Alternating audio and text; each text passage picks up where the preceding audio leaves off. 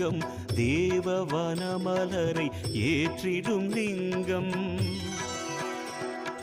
பரமநாதனாய்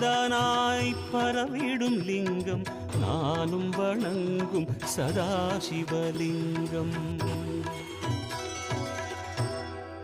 லிங்காஷ்டகமிதை தினமும் சிவசன்னதியில் சொல்வார்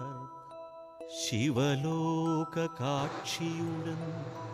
சிவனருளும் கொள்வார்